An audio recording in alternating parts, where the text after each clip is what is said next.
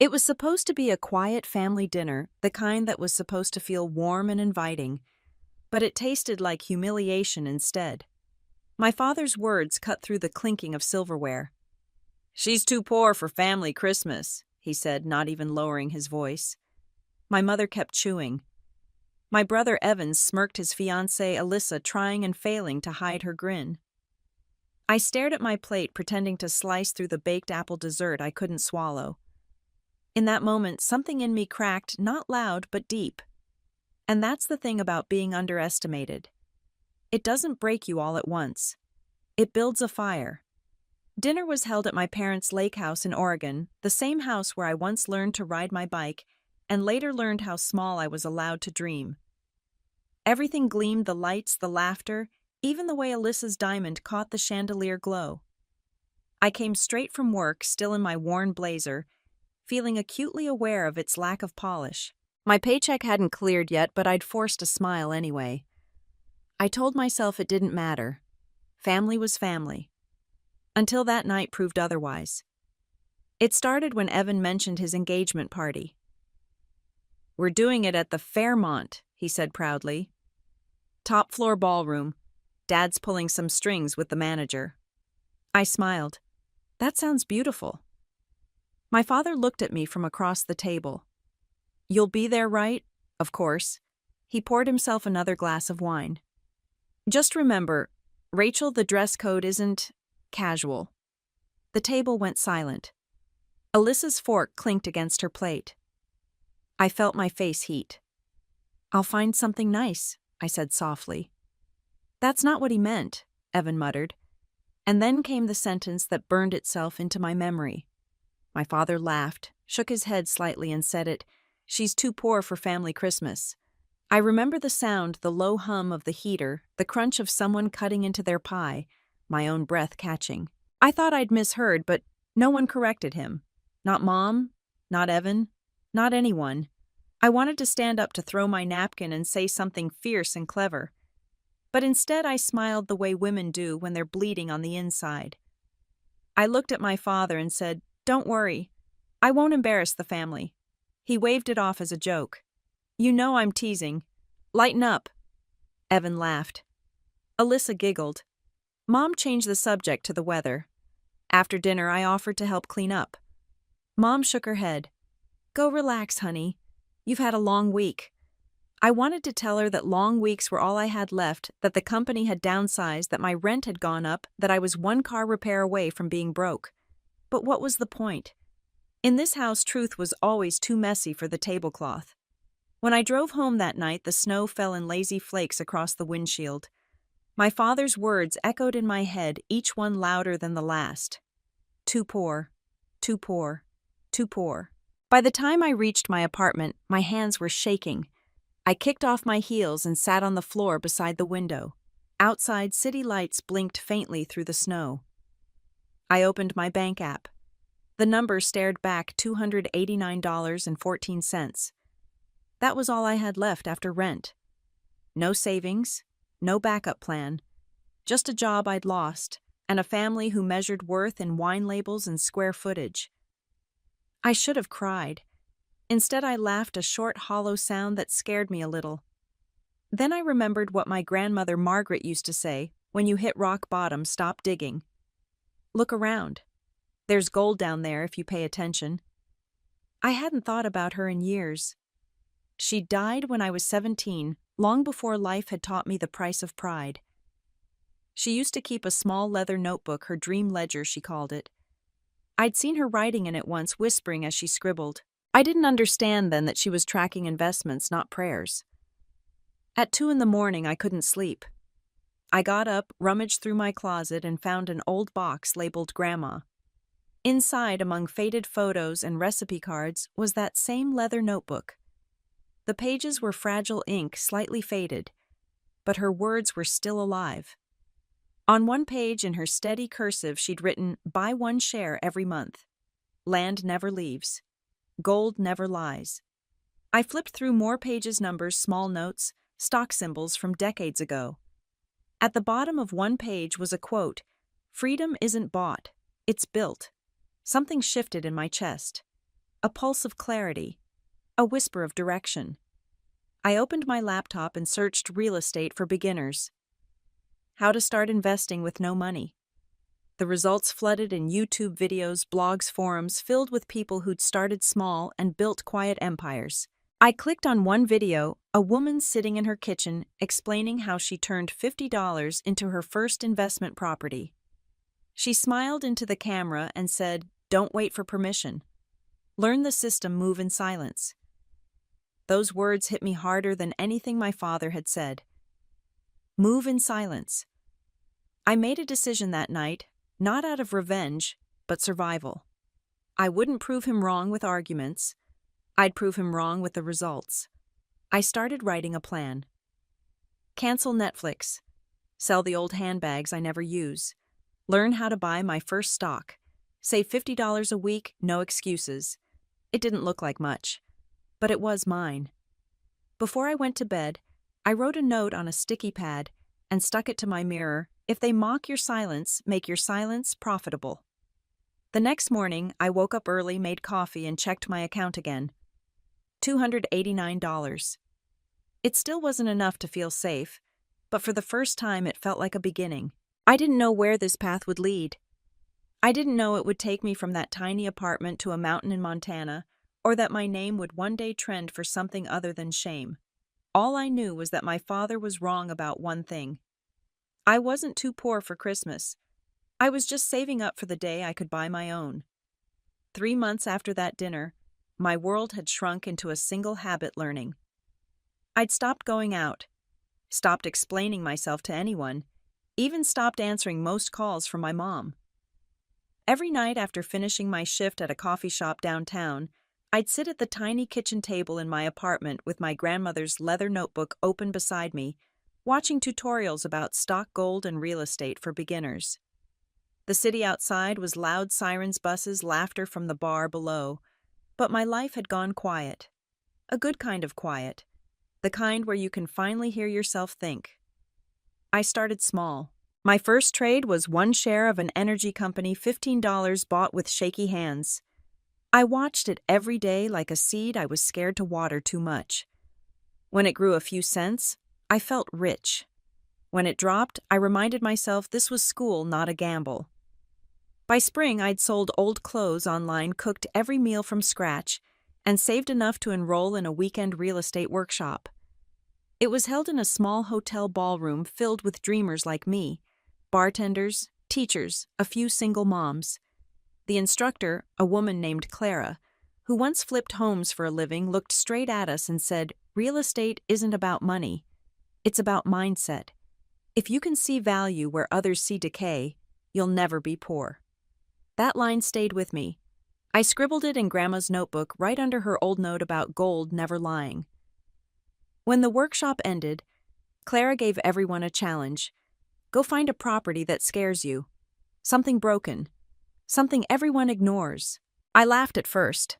I could barely afford rent, let alone real estate. But later that night, scrolling through listings, I found it a small piece of land in Montana. Just one photo, a clearing surrounded by pines, a half-collapsed shed, a sign that said, "Quiet Haven for Sale." The name felt like a whisper meant for me. The price was low, suspiciously low, because the access road had washed out years ago. But the thought of owning something, anything, felt intoxicating. I saved the listing and stared at it for hours. That weekend I told my coworker Helen about it. Helen was 62, silver-haired, sharp-tongued, and the closest thing I had to a mentor. She'd once been an accountant before life knocked her sideways. When I showed her the land photo, she raised an eyebrow. "Montana, huh? Are you planning to build or hide?" "Maybe both," I said. She smiled. "You know, most people chase noise. Maybe you're onto something with this quiet thing." Helen became my secret co-conspirator. She taught me how to track investment shares, how to read property deeds, and how to calculate compound growth.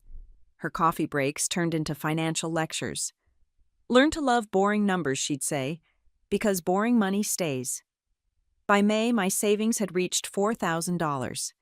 It wasn't much, but enough for a down payment on the Montana lot if the seller accepted. I emailed the agent, half expecting to be ignored. To my surprise, he replied, "Within an hour, cash buyers preferred. The property's been sitting for years. Make me an offer." I typed back with shaking hands. "I can do $3,000 cash." He agreed. Just like that, I owned land. A broken patch of dirt 2 states away, but mine. When the confirmation email came through, I stared at the screen for a long time, tears burning the corners of my eyes. Not because I'd succeeded, but because for the first time in my life, no one else's approval mattered.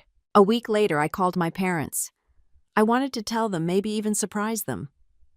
Dad answered on speakerphone. I could hear Evan in the background, laughing about something. "Hey, Dad," I said. "I just bought a little piece of land in Montana." There was a pause. Then he laughed. "Montana. What for, Rachel? Are you planning to live in the woods now? It's an investment. A project." He chuckled again. "Sweetheart, projects cost money. Don't get in over your head." Evan's voice came through faintly. "Is there Wi-Fi in the woods?" Laughter followed. Anyway, Dad said Evan's helping me with a new venture, something with stocks and hospitality. Maybe one day you can be part of it if you stabilize a bit. I hung up before I said something I'd regret. That night I took Grandma's notebook out again. Under her quote about freedom being built, I wrote, "They laughed. I'll build anyway." A few weeks later, I boarded a bus to Montana. I couldn't afford a flight. The trip took 20 hours, the kind of journey that gives you too much time to think. When the bus finally pulled into the small town of Flathead, the sky was painted orange with sunset. The air was thick with the scent of crushed pine needles and wet earth. An ancient, clean smell. A local man named Hank drove me out to the property in his pickup truck. "It's a rough road," he warned. "Nobody's used it in years." "That's okay," I said. "I don't mind rough." When we arrived, the place was worse than I expected. The shed had collapsed completely. The ground was uneven, overgrown with wild grass. But there was a stillness there, a kind of peace I hadn't felt in years. I walked to the center of the clearing, boots sinking into the damp soil, and whispered quiet haven. The sound disappeared into the trees, but I felt it come back in the wind. That night I slept in a cheap motel, staring at the cracked ceiling, sketching plans in my notebook. A small cabin, solar panels, a deck overlooking the lake, a place where peace could pay the bills. By morning I'd made up my mind. I wasn't just going to own the land, I was going to build something on it. Something mine from the ground up. I texted Helen a photo of the sunrise over the property. She replied 5 minutes later, "Looks like gold to me." For the first time I understood what she meant. The gold wasn't in the dirt or the trees. It was in the silence, the kind that no one could take away. When I got back to Oregon, I didn't tell my family anything more. Let them think I was lost. Let them mock the woods. They'd see soon enough. I picked up extra shifts, started freelancing, online learning, digital SEO marketing, so I could promote future rentals. Every penny had a purpose now. At night I'd sit by my window again, city noise humming outside, and whisper to myself, "This is how empires start. Not with noise, but with a plan." And for the first time I didn't feel poor. I felt powerful. The first time I stood on my land alone, it didn't feel like ownership. It felt like responsibility. The air hit me sharp, primal. A mix of cold pine sap and damp earth. My boots sank into the ground, soft from last night's rain. All around me was stillness, no traffic, no sirens, no one to tell me I couldn't do this. Just me, a cheap tent, and the echo of my father's voice saying I'd never build anything that lasted. I unrolled a map of the property on a folding table I'd borrowed from Hank, the local who'd driven me here the first time. He'd laughed when I said I wanted to clear the land myself. "You from the city?" he asked. "Seattle," I said. He grinned. "Then you've got a lot of learning to do." He wasn't wrong. The land looked peaceful, but hid its challenges. Fallen trees, rocky soil, and an access road that had eroded into a muddy path. The first week I camped in a tent and used a shovel to clear brush. I learned how to use a chainsaw from YouTube and how to set posts for a foundation by trial and error. My palms blistered, my back ached, and every night I collapsed under the stars, feeling both defeated and alive. At night I'd build fires from damp wood and read Grandma Margaret's notebook by the flickering light. One line became my mantra: don't chase comfort, build it. By the end of the second week, I met the neighbors, or what passed for neighbors out there. A woman named Nora stopped by one afternoon with a basket of cornbread. She lived 2 miles down the ridge and owned a horse ranch. "You're the one fixing the Quiet Haven lot?" she asked. "That's me." She studied me for a moment, then nodded. "You're either brave or crazy. Maybe both." She started dropping by once a week after that, offering help, sometimes bringing supplies. I didn't tell her much about why I was there. People in small towns didn't ask for details, they read them in your eyes. By summer, I'd managed to build a small wooden platform where the old shed had been. It wasn't much, but when I stood on it looking over the lake below, I felt something shift inside me. This was the opposite of my father's world: no false shine, nothing to hide. Just work. Honest, dirty, solitary work. Helen called every few days to check in. "You're really doing it, huh?" she said one night. "Trying to," I replied, wiping sawdust from my arms. "Remember what I told you. It's not about building fast. It's about building right." "I know," I said. "I just don't want to fail." She laughed softly. "Failure's part of the foundation, sweetheart. Just make sure it's level." That night I couldn't sleep. The stars were so bright they looked close enough to touch. I thought about what she said about failure being part of the foundation. Maybe every cruel word I'd ever heard was part of it too. Maybe too poor for Christmas was just the first brick. By August, I'd saved enough to hire a local carpenter, an older man named Tom. He didn't talk much, just showed up every morning with tools and quiet patience. He taught me how to measure, cut, and join wood properly. "You got good instincts," he said one afternoon after watching me align the deck boards. "Instinct doesn't fix mistakes," I said. He smiled. "No, but it tells you when to start over." We worked side by side for weeks. Each nail I hammered felt like an answer to every doubt I'd ever carried. By the time we finished the cabin frame, I could see it: my home, my proof, my revenge wrapped in cedar and silence. When the last board went up, I took a photo and sent it to Helen with one line: "Quiet Haven is real." She replied immediately, "You just built your first share of peace." I laughed out loud, sitting on the unfinished steps. Peace. The word felt heavier than it sounded. Maybe peace wasn't the absence of noise. Maybe it was the moment you stopped needing applause. One afternoon, while clearing rocks near the path, I found an old metal sign buried in the dirt. It read, "Moore Family Investment, 1983. My father's company name. My heart froze. For a moment I thought he might have been right, that the land had belonged to him once. I brought it inside the cabin, wiped the rust away, and stared at it. The edges were bent, the letters faded. I didn't know whether to keep it or throw it into the fire. In the end, I hung it on the inside wall, facing inward, where only I could see it. A reminder of what I was building away from, not toward. In September, I bought my first ounce of gold, just a small bar from an online seller. I held it in my palms, surprised by its weight. Solid, quiet, real. It wasn't about wealth. It was about trust. Gold didn't lie, Grandma had said, and now I understood. It held value the way silence held truth, steadily, without apology. I started documenting my progress online, just photos of the land, the cabin, the sunsets. I didn't show my face, didn't tell my story. I used the tag, #QuietHavenBuild. Within weeks, strangers started commenting. "This looks peaceful. Where is this? I wish I could escape like that." I wasn't trying to go viral. I was just trying to remember who I was becoming. When winter came, the first snow fell in slow, quiet flakes that covered everything in white. I stood on the deck watching it fall, feeling the same cold sting on my cheeks I'd felt that Christmas night at my parents' house. Only now it didn't hurt. I thought about my father again. About how he'd measured worth in what he could display, not what he could endure. I whispered into the cold air, "This is what you couldn't buy." Inside the cabin smelled of pine and sawdust, still unfinished but alive. I brewed coffee on the small gas stove and wrote in my grandmother's notebook, investment portfolio, 1 acre of peace, 1 ounce of gold, 1 promise to never go back. The wind howled outside, but I felt steady. I knew the next part would be harder, finishing the cabin, opening it to guests, making it profitable. But I also knew something had already shifted. I wasn't building a structure anymore. I was building a story. And this time, no one else would write the ending for me.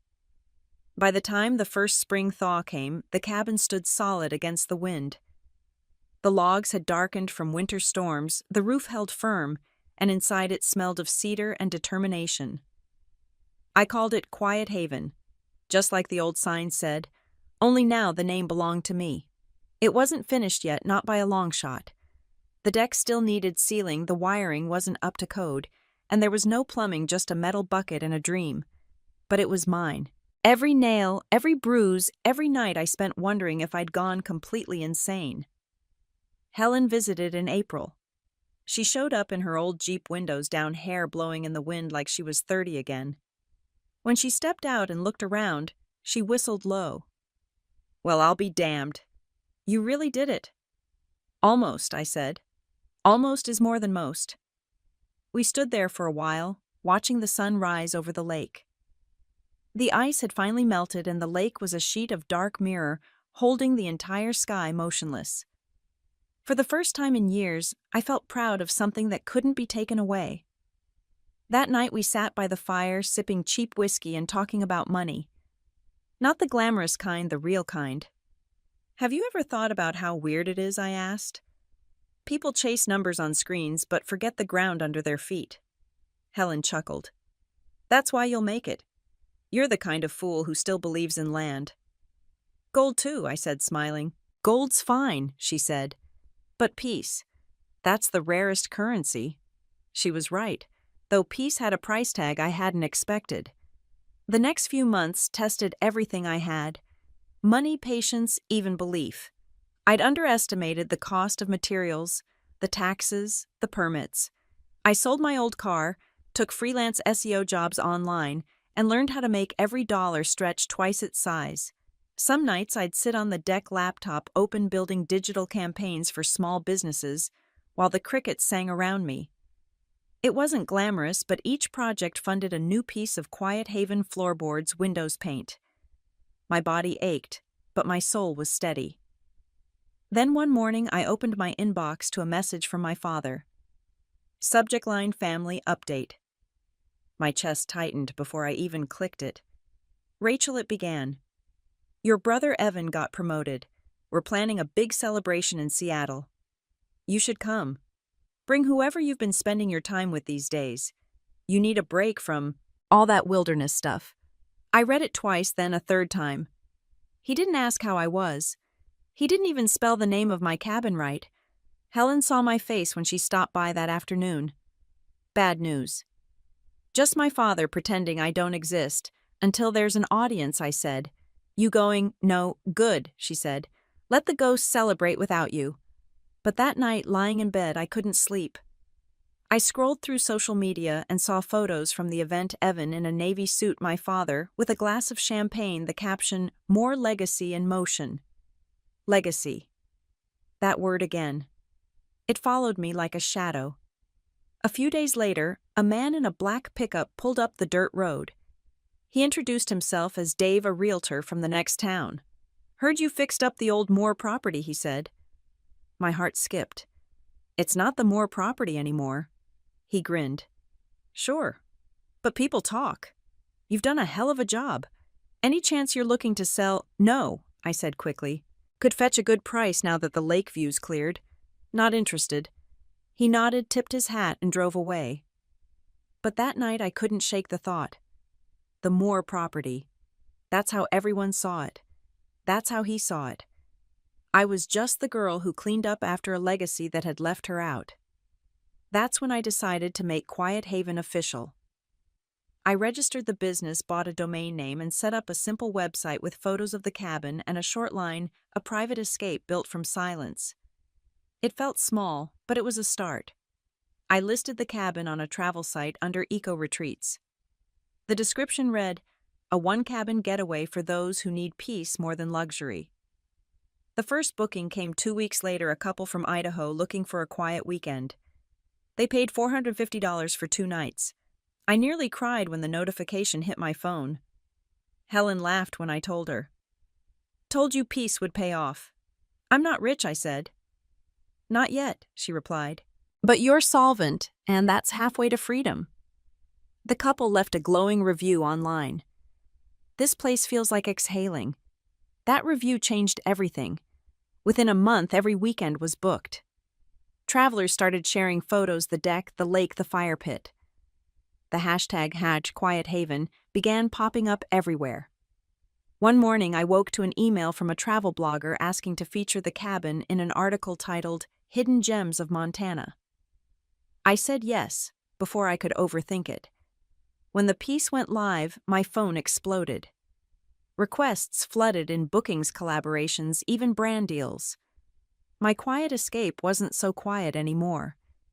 But for every bit of attention, a shadow followed. Comments like, "Isn't that part of the Moore family estate? Didn't her dad help her fund that?" I ignored them at first. Then one morning I got a message from my brother. "Nice article. Dad says the place looks great. Maybe we should come visit." My stomach dropped. I typed and deleted my reply a dozen times before finally sending, "It's not open to family right now." He didn't answer. But I knew this wasn't the end. Families like mine never stayed quiet when money or pride was involved. That night I stood on the deck, the wind cool against my face, and whispered into the darkness, "You called me too poor for Christmas. Let's see how poor silence can be." The moon reflected off the lake, turning everything silver. The air was cold but clean, the kind of cold that keeps you awake honest. Inside, I lit a small candle and opened Grandma's notebook again. On a blank page I wrote, "Profit 1 weekend of peace.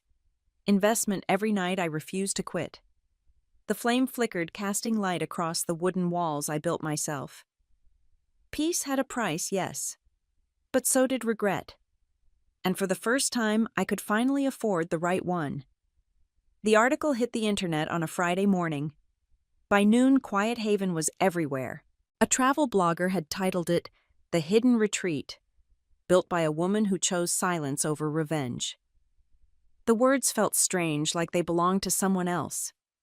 Photos of the cabin, my deck, the lake, the hand-carved signs circulated on Pinterest and Instagram. Influencers reposted it. The article reached 500,000 views in 2 days. Bookings skyrocketed. My phone buzzed nonstop.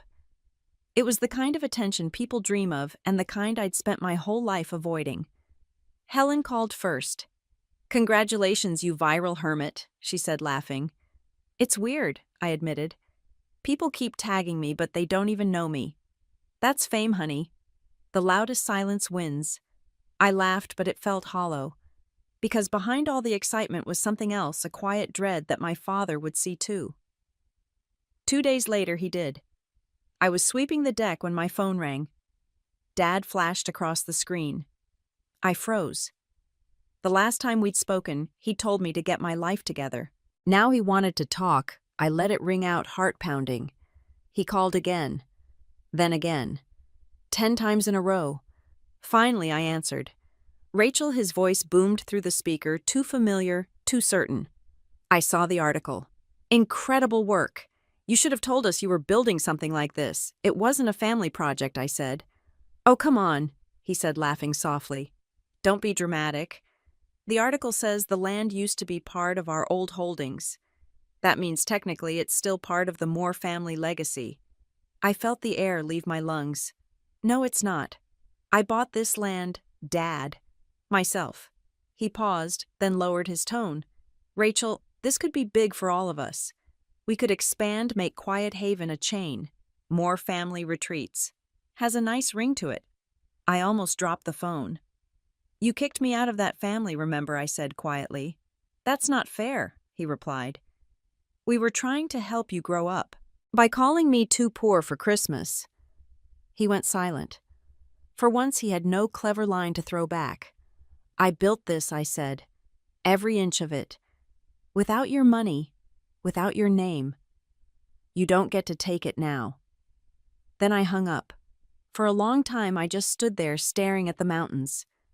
The wind was sharp, cutting through the pines. I should have felt triumphant.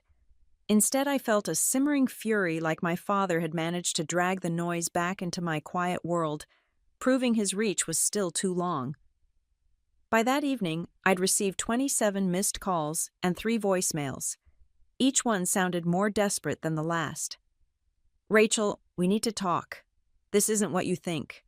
Don't make this a family fight." Family fight. That's exactly what it was. The next day, Helen drove up. I was sitting on the porch steps staring at the snow line creeping down the ridge. She took one look at me and said, "They found you, didn't they?" "Yeah.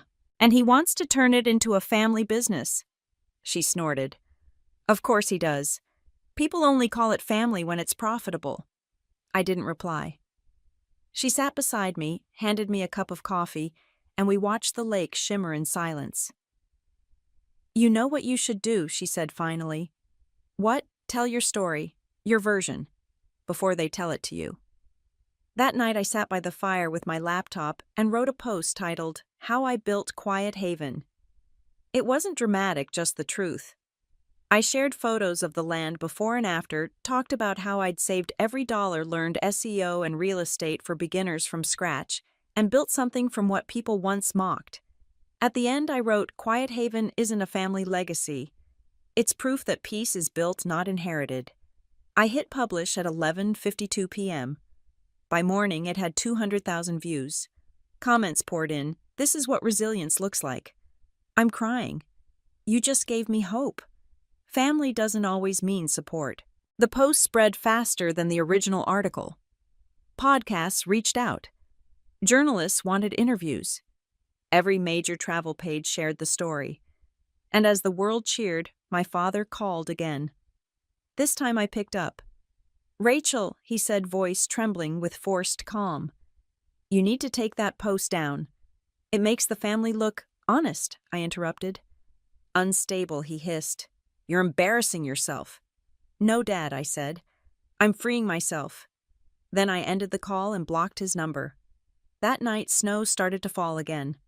I stood on the deck watching the flakes drift down, covering the wood in a thin white sheet. For the first time, I didn't feel cold. I felt untouchable. Inside, I wrote a new entry in Grandma's notebook, lesson number 47.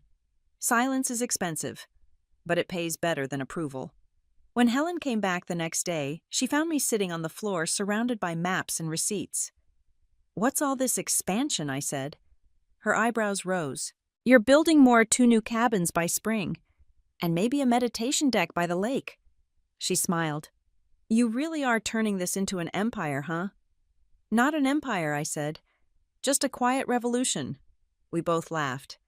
By the end of that week, my story had been featured in Forbes Women under the headline, "The Entrepreneur Who Built Peace into Profit." It was surreal seeing my name next to phrases like stock investments, real estate for beginners, and women building wealth. I hadn't set out to become a symbol. I just wanted to stop feeling invisible. But maybe that's how it happens when you stop trying to be seen. The world finally looks your way. A few days later, I received one more message from my father. Not a voicemail, not an email, an old-fashioned letter. "Rachel," it read, "you're doing well. I see that. Maybe too well. Remember, the Moore name built this country before you were born. Don't turn your back on it." I folded the letter and threw it into the fire. The paper curled and blackened until it was nothing but ash. Outside, the snow kept falling silent and relentless. I poured a cup of tea, stepped out onto the deck, and whispered to the night, "Quiet Haven was never yours to begin with." The wind answered softly through the pines, carrying away the last trace of his voice. And for the first time in my life, my silence didn't just protect me. It spoke for me. Within days, bookings doubled. The waiting list stretched for months. Guests flew in from all over the country, calling Quiet Haven a healing space, a hidden treasure.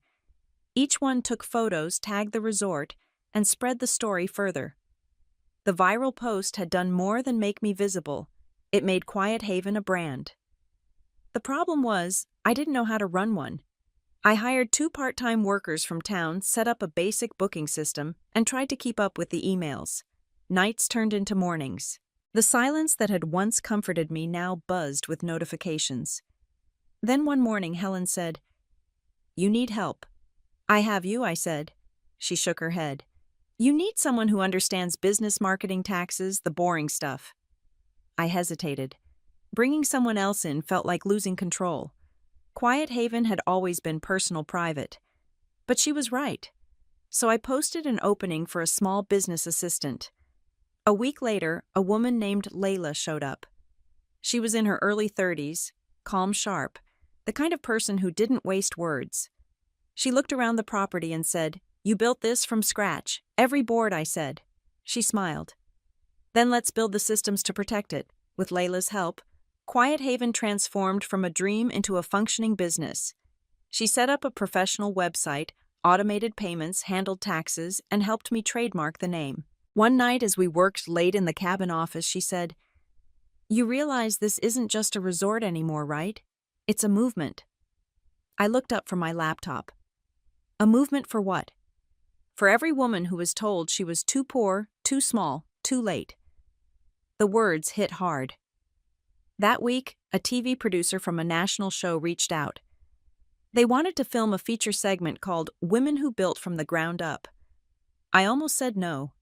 Cameras felt like noise again, and I'd spent years trying to protect my quiet. But Helen said, "You don't have to be loud. Just be honest." So I said yes. The crew arrived in late autumn. They filmed me chopping firewood, checking cabins, walking by the lake at sunrise. During the interview, the reporter asked Rachel, "When your family said you were too poor for Christmas, did you ever imagine you'd end up here?" I paused, staring at the camera.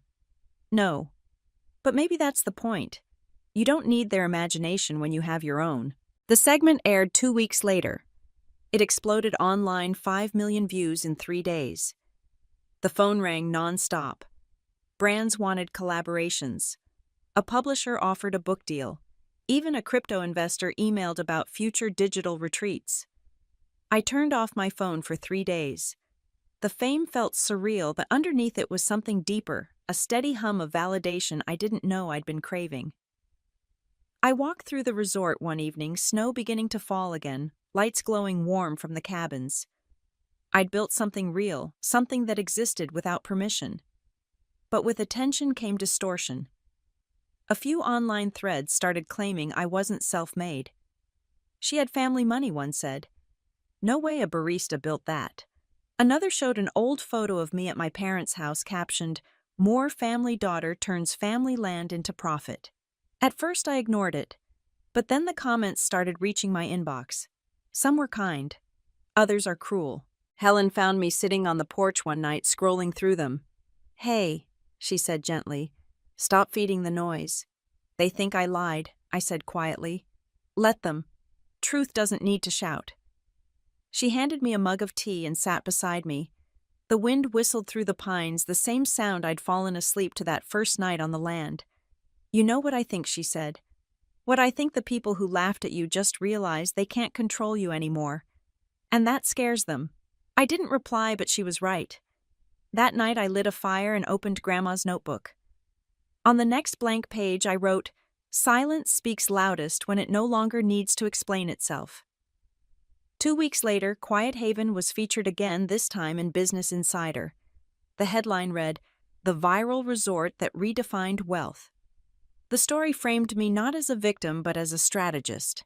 They wrote about my investments in stock and gold, my side courses on real estate for beginners, and my belief that peace could be profitable. I smiled when I read that part. Grandma would have loved it. But fame travels faster than truth. By December, I received an email from an unknown address, subject family property rights, Moore Holdings inquiry. My stomach turned. I clicked it open.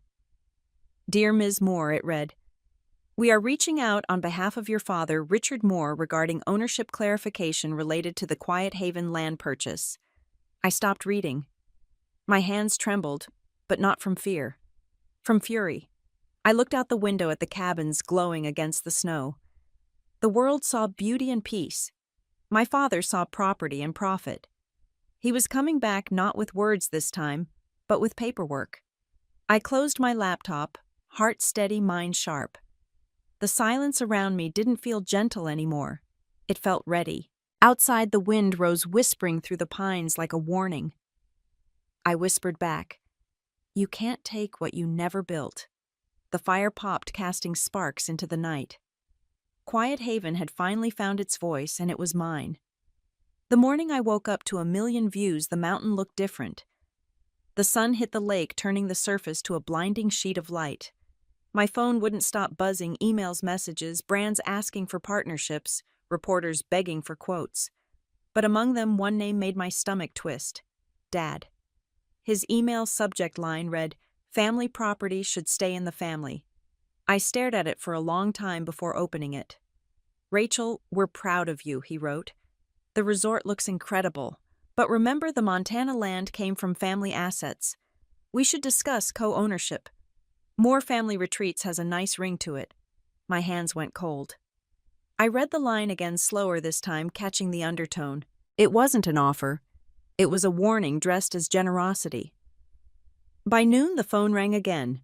Evan this time. I let it go to voicemail, but he called back, his name flashing across the screen like an accusation. Against my better judgment, I answered. "Rach, Dad's just trying to help," he said quickly, his voice too bright, too rehearsed. "He's proud of you. We all are." "Proud," I said flatly. "Is that what we're calling this now?" "Come on," he said, the practiced chuckle slipping through. "You know, Dad, he doesn't mean things the way they sound." "Oh, I remember exactly how he meant them. He said I was too poor for Christmas, Evan." There was silence. That was years ago. Yeah, and every board of this place was built on those words. I hung up. The cabin felt too small after that. I stepped outside, the cold air cutting clean against my skin. The silence that used to comfort me now pressed tight against my chest. Across the lake, the reflection of Quiet Haven trembled with every ripple. My peace, my proof, had just become a target. Helen found me that evening sitting on the steps. She didn't ask. She just handed me a cup of coffee and said, "They're trying to rewrite the story." "Let them," I muttered. "Then you better tell yours first." That night, I opened my laptop and started typing.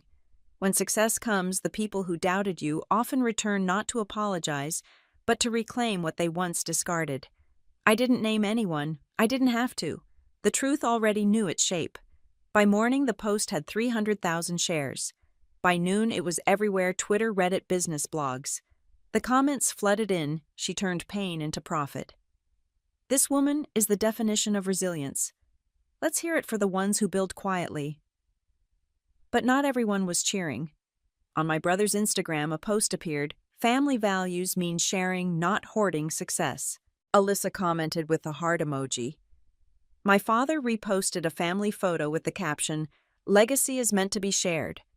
Suddenly, the internet wasn't just watching, it was taking sides. Some called me selfish. Others called me inspiring. And somewhere between those two words, the truth started to fracture. Helen came over that night, scrolling through her phone. "They're making this about money," she said. "It was never about money," I replied. "It was about being seen." So what now? I closed my laptop. Now I'll let the work talk. And I did. Instead of arguing online, I poured my energy back into Quiet Haven. I hired local women to help build 2 more cabins. We opened a small cafe by the lake called Still Lake Cafe, serving strong coffee and homemade pastries. Every week I posted updates, new constructions, sunrise photos, tips on building your dream with whatever you have. The noise faded, not because it stopped, but because I stopped feeding it. One night, as I reviewed the resort's finances, I realized something impossible. Quiet Haven had crossed 6 figures in bookings. My eyes stung, not from pride, but relief. Every insult, every rejection, every night I doubted myself, it had all become something tangible, something that couldn't be taken back. The next morning, a travel magazine listed Quiet Haven as one of America's top 5 hidden retreats. The headline read, "A solo female entrepreneur building peace in a noisy world." I read it twice. The words felt lighter than the ones my father had once thrown at me. but peace never lasts long when people mistake it for weakness. That evening, my phone rang again, an unknown Seattle number. I hesitated before answering. "Ms. Moore," a man's voice said. "This is David Langley, your father's attorney. He's requesting mediation for property and name rights." My pulse thudded in my ears. "You're joking." "I'm afraid not. He believes the Quiet Haven land overlaps with a Moore Holdings investment from the 1980s. "That land was abandoned before I was born," I said. "Nevertheless, he wants to discuss terms." The words "discuss terms" landed like stones. This wasn't a suggestion anymore. It was the start of a siege. I hung up. The phone slipped from my hand and hit the floor. For a long moment, I just stood there staring out the window at the pines bending in the wind. The stillness I'd fought so hard to build had shifted again, cracking under the weight of an old war I never wanted to fight. Later that night, I sat on the floor with Grandma's notebook open in my lap. I traced her handwriting with my finger and whispered aloud her line, "Peace without boundaries invites invasion." I closed the notebook slowly. The next morning, I called Helen. "Get Jim on the phone," I said. "It's time we reminded them who owns this ground." The wind outside rose, carrying snow across the lake. I watched it scatter like silver dust, sharp and bright. The message was clear now. He wasn't just asking for a share. He was coming to take it. And I was done being quiet for his comfort. The legal envelope arrived on a Tuesday morning. Thick paper embossed with the name Moore Holdings, LLC. It lay on my doorstep like a threat wrapped in professionalism. I didn't need to open it to know what it said. Still, I did. Formal request for ownership review. The letter was polite, precise, and venomous. My father was claiming partial rights to the land on which Quiet Haven stood. He argued it had once belonged to the Moore family investment portfolio, an asset written off decades ago but never officially released. It didn't matter that I'd bought it legally. He didn't want the land. He wanted the narrative. I sat on the deck, the cold biting through my jeans, and stared at the lake until the words blurred. I'd built this place to heal. Now it was turning into a courtroom. Helen found me an hour later. I handed her the letter without a word. She read it, sighed, and muttered, "He's really doing this. Looks like it." "Then you're not fighting alone." She called her old friend from Missoula, a retired lawyer named Jim, who agreed to take the case. Jim was calm, deliberate, with eyes that saw through ego. After reading the letter, he leaned back in his chair and said, "He's bluffing." "Bluffing?" I asked. "Your paperwork's clean. He's testing how far you'll bend." "And if I don't?" Jim smiled slightly. "Then we'll teach him what happens when you underestimate silence." For weeks I tried to keep running the resort like nothing was wrong. Guests still came, artists, teachers, women starting over. They'd sit by the fire, reading or journaling, unaware that the woman who served their coffee was fighting to keep the ground beneath their feet. At night, I worked on the legal documents, cross-checking titles and dates, until my eyes burned. The storm outside matched the one in my chest, sharp, relentless. Then came the press leak. A small business blog published an article titled, "Quiet Haven Resort Faces Family Ownership Dispute." Within hours, my inbox flooded. Journalists wanted statements. Strangers offered advice. A few trolls resurfaced, calling me ungrateful, greedy, a fraud. My father, of course, gave his own quote to the media. "It's a misunderstanding. We're a family that values legacy, not conflict." Legacy. Again that word. It made my teeth clench. Helen stayed close through it all. "Let him talk," she said. "He's digging his own hole." "But he's turning the story around," I said. "He's making it sound like I stole from him." "Then take the story back." So I did. I recorded a short video on my phone. Nothing scripted, nothing glamorous. Just me sitting on the deck at sunset. "My name is Rachel Moore," I said. "I bought this land with the last of my savings. I built every wall you see here. My family didn't believe in me until the internet did. Now they're calling it a misunderstanding." But peace isn't a misunderstanding. It's a choice, and I'm not giving mine away. I uploaded it without thinking. By morning, it had 3 million views. The comments poured in, overwhelmingly supportive. People shared their own stories of being dismissed by family of rebuilding from nothing. The hashtag #BuildYourPeace started trending. Helen cried when she saw it. "You turned their lawsuit into a movement," she said. "I didn't plan that." "Maybe not. But you meant every word." Even the media began shifting tone. Business magazines ran stories about independent women entrepreneurs facing family opposition. Interviews flooded in. Layla, my operations manager, handled them all. "You just focus on the cabins," she told me. "We'll handle the noise." Still, the lawsuit didn't disappear. My father's lawyers doubled down, filing official claims in state court. I'd never been inside a courtroom before. The morning of the hearing, I wore the same black blazer I'd worn to that last family dinner years ago, the one he'd mocked as too cheap for the Fairmont. In the courtroom, my father looked smaller than I remembered. Older but still polished. He avoided my eyes. When it was my turn to speak, my hands didn't shake. "I didn't take anything from this family," I said. "I took what they abandoned, the belief that worth comes from work. Quiet Haven was built from silence, not inheritance." The judge nodded slowly, reviewing the documents Jim had prepared. The room was so still I could hear my own breathing. After a few tense minutes, the judge spoke. "All ownership records are valid. The property belongs solely to Ms. Rachel Moore." I exhaled. Dad's face hardened, then softened into something I didn't recognize. Defeat, maybe. He didn't say a word as he left. Outside the courthouse, snow began to fall. Reporters gathered, cameras flashing. I didn't stop for interviews. I just looked up at the sky and whispered, "It's over." "No," she said. "It's beginning." She was right. That night I drove back to Quiet Haven. The lights from the cabins glowed across the lake, soft and steady.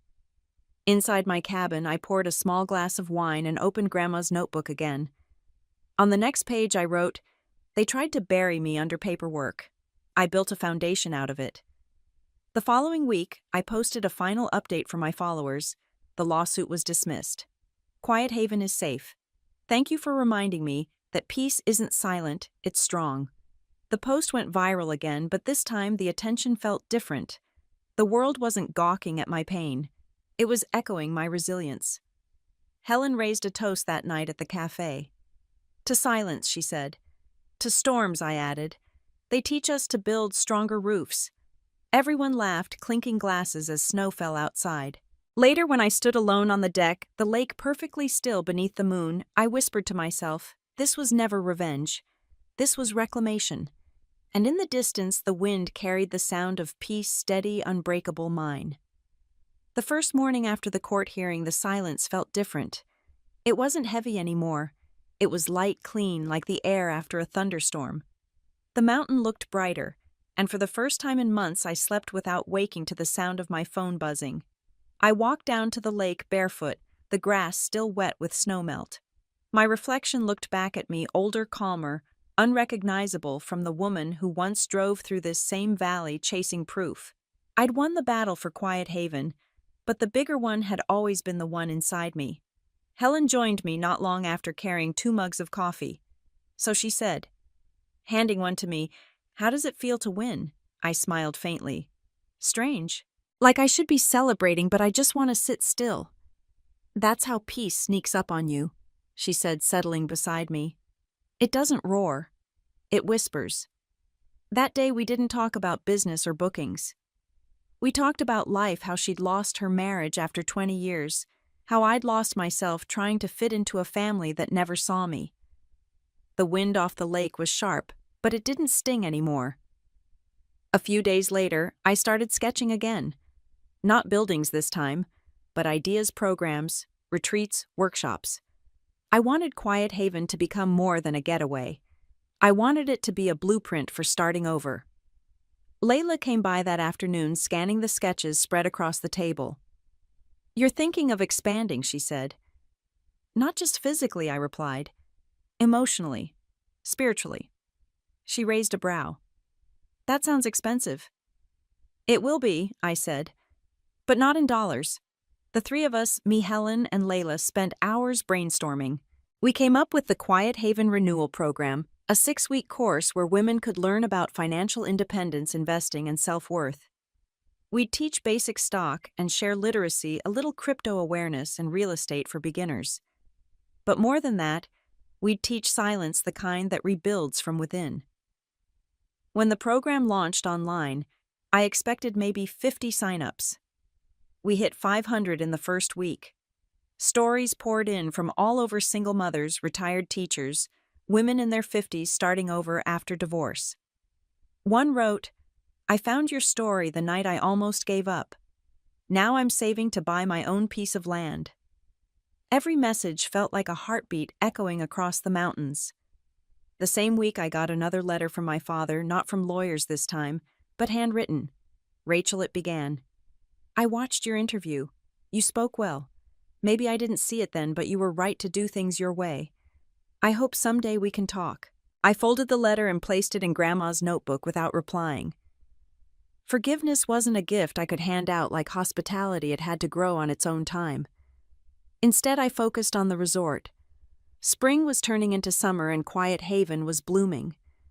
The cabins were full, the cafe was thriving, and laughter echoed across the lake every evening.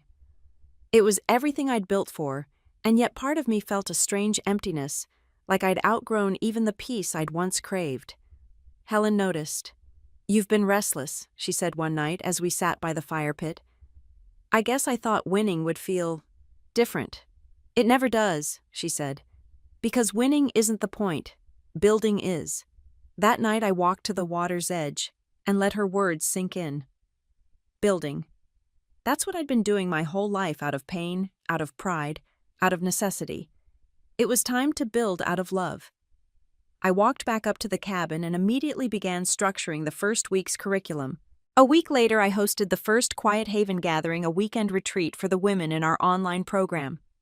60 of them showed up. They came from everywhere: Nevada, Texas, Florida, carrying stories of loss and rebirth. We sat in a circle that first evening, a fire crackling between us, the lake reflecting the stars. One woman said, "I used to think starting over meant running away. But this weekend I realized it means coming home." I didn't speak much that night. I just listened.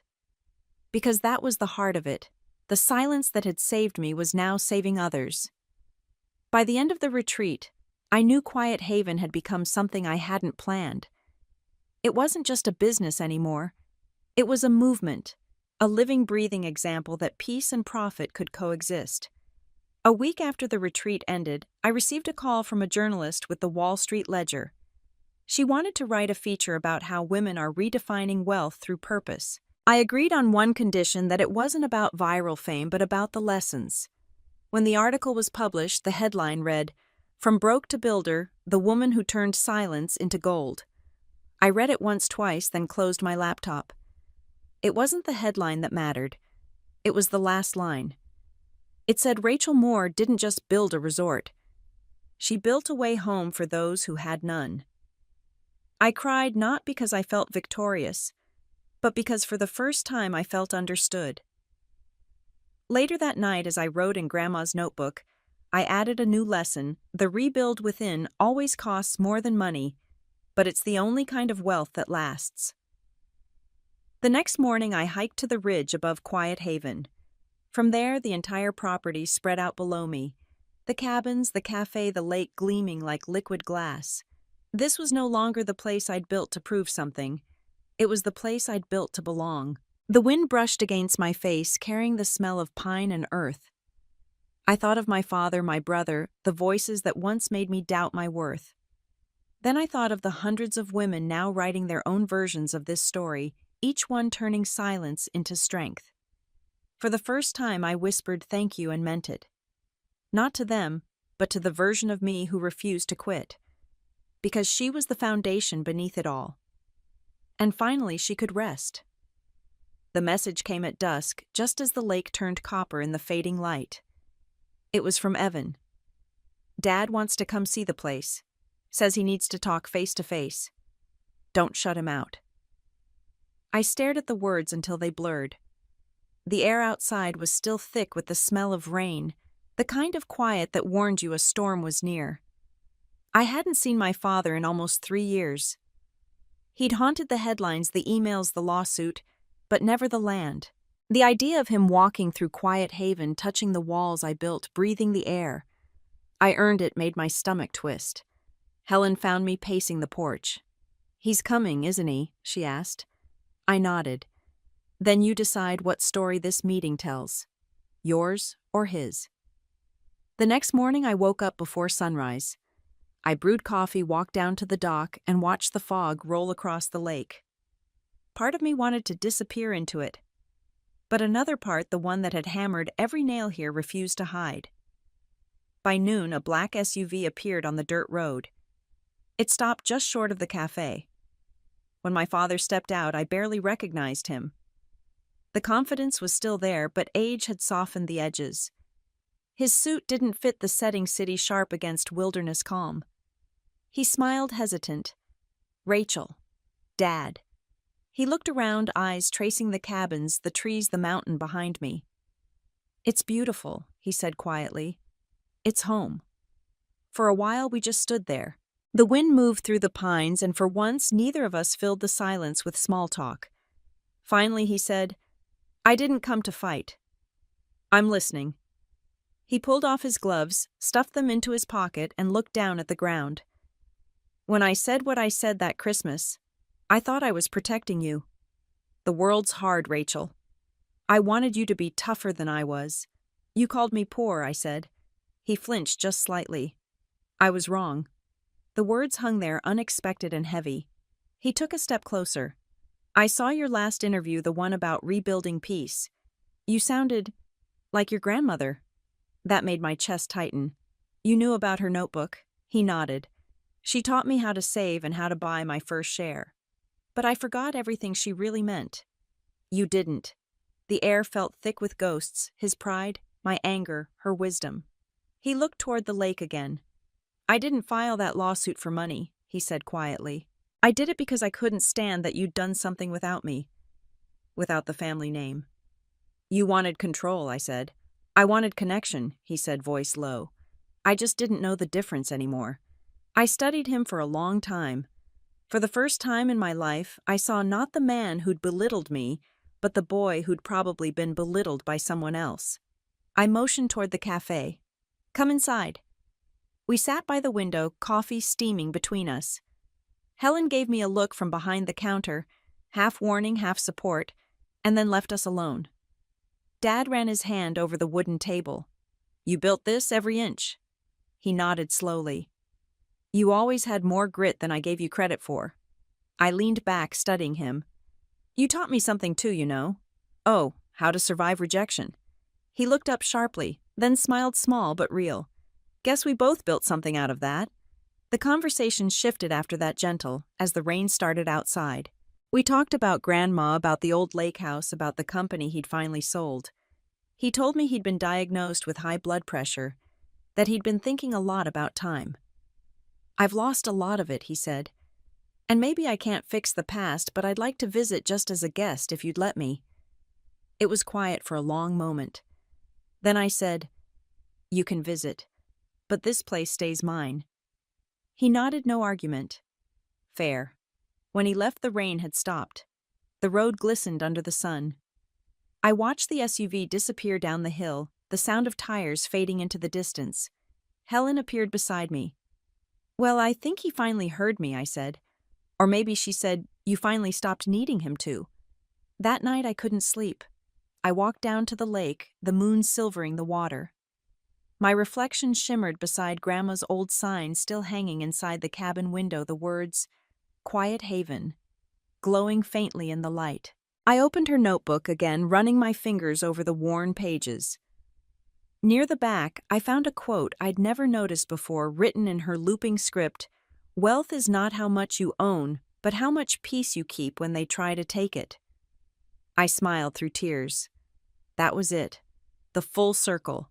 The lesson hidden in every bruise and every battle. In the morning, I called Layla. "Let's start Quiet Haven 2.0, I said. She laughed. "Are you serious?" As serious as silence. The plan was simple. Expand beyond Montana. Build sister properties across the country, all focused on women rebuilding their lives. Teach them about stock share crypto real estate for beginners and gold the languages of independence. But this time, I wouldn't do it alone. Helen, Layla, and I drafted a proposal. We'd sell community shares, small affordable investments, so the women who learned from us could own a piece of the next haven. That night, I announced it online. The post read, "For everyone who ever started from nothing, this is your share in peace." The comments came fast. "I'm in. Finally a legacy for us. From broke to built together." As I read through them, the fear that had haunted me for years dissolved into something steadier, something sacred. The ghosts of judgment, shame, and doubt had all walked through my door and left empty-handed. I closed Grandma's notebook for the last time and whispered quietly, "Thank you." Outside, the lake was still. The world for once wasn't asking anything of me. It was simply listening. And in that stillness, I finally understood. Peace doesn't erase the ghosts. It just teaches them where to sit. A year after my father's visit, Quiet Haven had become more than a resort. It was alive in ways I never imagined. The cabins were always booked, the cafe had expanded into a lakeside restaurant, and women from all over the country came not just to rest, but to learn. The Quiet Haven Foundation was no longer just an idea scribbled in my notebook. It was real, an entire program dedicated to helping women rebuild from the ground up. Each week I watched new faces arrive with the same look I'd once worn, lost, scared, but desperate to believe that peace was still possible. On the first morning of our new course, I stood before 20 women gathered in the main hall. Some were divorced, some laid off, some just tired of pretending. Behind me, the whiteboard read, "From broke to built." I took a breath and said, "We're not here to chase success. We're here to build stability, the kind that no one can take away. You'll learn about stock shares, gold, crypto, real estate for beginners. But most importantly, you'll learn how to trust yourself again." The room fell quiet. Then one woman raised her hand. "How did you start?" she asked. I smiled. "With $289 and a bruised ego." They laughed and the sound echoed like sunlight through the room. By the second week, Quiet Haven had transformed into something between a school and a sanctuary. Women huddled by the fireplace comparing notes about investments. Others practiced budgeting in notebooks I'd designed myself. Helen, now the director of the foundation, oversaw logistics with her usual precision. Layla handled the online academy teaching our digital students across the country. And I taught mornings and walked the lake in the afternoons, watching the wind move across the water like a quiet applause. One evening after class ended, a young woman named Jessica approached me. She was 28, a single mother from Texas who'd joined our scholarship program. "I wanted to thank you," she said, holding back tears. "I bought my first share last week. It's small, but it's mine." I smiled. That's how empires start. One small claim at a time. The next morning, Jessica posted her story online, a photo of her holding her stock certificate beside a sign that read, "Quiet Haven Graduate." It went viral overnight. Thousands of comments flooded in from women saying, "If she can, I can." That week, we realized the viral attention needed a structured output, and the Quiet Haven Foundation was officially born. Soon after, a producer from a national TV network called. They wanted to feature Quiet Haven in a series called American Renewal. I hesitated at first, afraid of the noise, the exposure. But Helen said, "You've been hiding long enough. Let them see what peace really looks like." The day of filming, the air shimmered with sunlight. The crew followed me through the resort, filming the cabins, the gardens, the classroom. The interviewer asked Rachel, "When your father said you were too poor for Christmas, did you ever imagine this?" I smiled softly. "No, but I imagined something better. Not wealth, freedom." When the episode aired, Quiet Haven exploded again. Bookings tripled, donations to the foundation poured in, and my inbox filled with messages from women around the world. One email stood out. It was from my father. "I saw the broadcast," he wrote. "You've built something remarkable. I'm proud of you. I hope you can forgive me for not seeing you sooner." For the first time, I didn't feel anger when I read his words. Just peace. I didn't reply, not because I didn't care, but because I no longer needed to explain myself. Silence, I'd learned, was its own form of closure. That weekend, we hosted Quiet Haven's first legacy retreat, a gathering of alumni from our programs. They came bearing stories, not gifts. One had started a small real estate business, another had paid off debt, one had bought a piece of land to build her own cabin. We lit a fire by the lake that evening. As the stars came out, I stood in the circle of women faces glowing in the firelight and said, "Legacy isn't what we leave behind. It's who we lift up while we're still here." The crowd was silent for a moment. Then someone began to clap. Soon everyone joined in soft. At first, then louder, until the sound rolled across the lake like thunder. After everyone went to bed, I stayed by the fire alone with the crackling wood and the cool night air. The lake reflected the stars perfectly, as if the sky had bent down to admire itself. Helen came to sit beside me, her gray hair catching the light. "So," she said, "what's next for you, boss?" I smiled. "I'm not the boss anymore." "We are. Are you thinking about expanding again?" "Maybe," I said. "Colorado, Oregon, maybe Arizona. Places where quiet still lives." She chuckled. "You're going to turn silence into an empire." "Not an empire," I said softly. "A ripple." The next morning, I wrote a new page in Grandma's notebook. Legacy isn't built on land or money. It's built on the moments we choose peace instead of pride. That afternoon, I stood on the deck overlooking the lake. A group of women laughed below, their voices rising like music. Somewhere a wind chime rang. I could almost hear Grandma's voice in it. "Keep building, Rachel. Quiet is stronger than noise." As the sun dipped behind the ridge, I felt that familiar peace settle deep inside me. The kind that didn't come from winning, but from knowing I'd already built something no one could own, something that would outlast the noise. Before heading back inside, I turned once more to the lake and whispered, "This is for all the women who were told they were too poor for Christmas. Look at us now." The water rippled in answer, golden in the dying light. Quiet Haven didn't just survive. It sang. 2 years after that Christmas, I stood on the same land that once broke me and watched the sunrise ignite the lake's surface in a wash of brilliant light. The air was sharp, clean, full of promise. Quiet Haven had grown beyond anything I could have imagined. 8 cabins now, a greenhouse, a studio for workshops, and a new space we called the Learning Lodge. That morning, we were filming a video for the Foundation's 2nd anniversary. The crew wanted a single shot of me walking along the dock at dawn, a symbol of how far the project had come. But as the cameras rolled, I wasn't thinking about the lens. I was thinking about the first night I'd slept here, when this place was nothing but a patch of dirt and defiance. When the director called cut, Helen handed me a mug of coffee. "Are you ready for your speech, boss?" she asked. "I don't think I'll ever be ready," I said, smiling. "But let's do it anyway." Inside the lodge, 50 women sat waiting, graduates, new students, mentors. Behind them, the walls were covered in photos from the early days, me with a hammer. Helen hauling wood, the first cabin, standing crooked but proud. I stepped up to the podium. "Quiet Haven started as a single cabin built from silence," I said. "But what it became is something much louder, a reminder that peace can build power if you give it purpose." Applause filled the room. I looked around and saw Jessica sitting in the front row, now teaching her own real estate for beginners course. She winked at me. After the ceremony, we cut the ribbon for the new Quiet Empire Academy, an online learning platform teaching women about stockshare, gold, crypto, and real estate. It had been Layla's idea, and now it has reached more than 10,000 members worldwide. As the press interviewed guests, I stepped outside for a moment of air.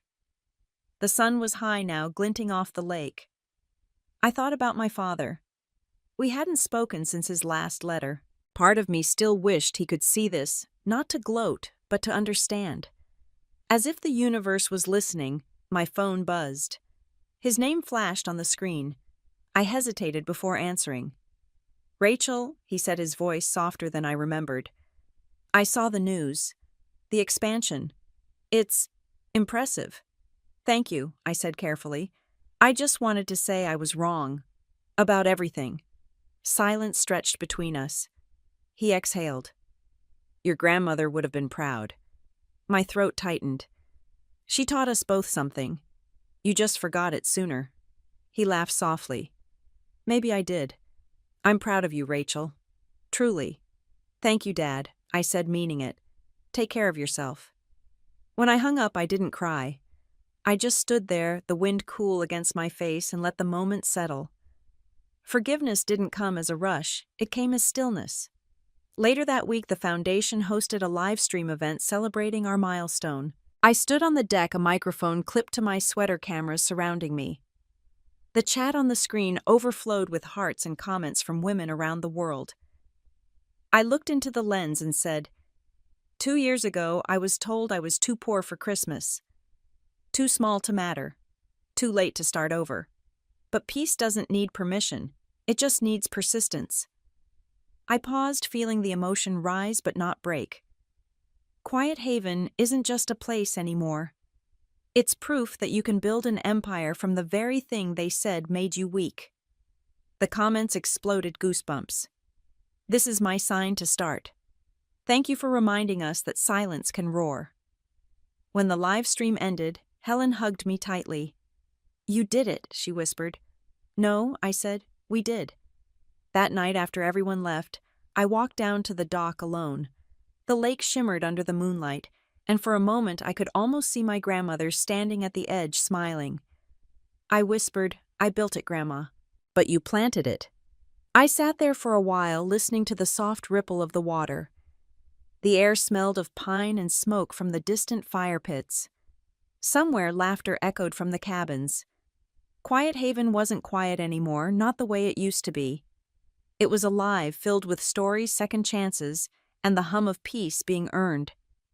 Before going inside, I wrote one last entry in Grandma's notebook. Once I built Quiet Haven to escape the world. Now I build to welcome it. A week later, Forbes Women ran another feature titled Quiet Empire: How Rachel Moore Turned Peace into Power. The article described how we'd launched a scholarship program for women in developing countries and opened a second property in Colorado.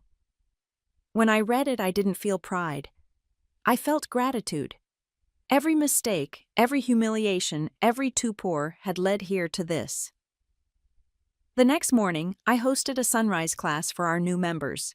As the golden light spread across the mountains, I told them, this isn't about success. It's about sovereignty. You don't need permission to build peace. You just need a plan. They nodded, some taking notes, others just watching the lake like it was a mirror of their future. When the session ended, I lingered a little longer. The air was cool, the world quiet, except for the soft rustle of leaves.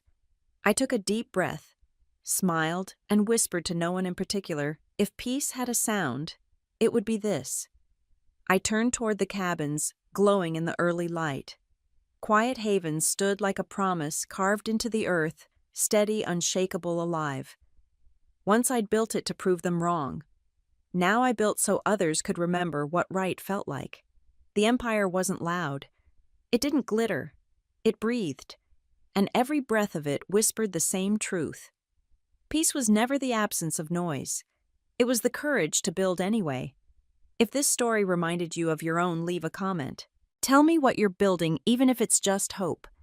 And if you're still searching for your quiet haven, stay with us. We're just getting started.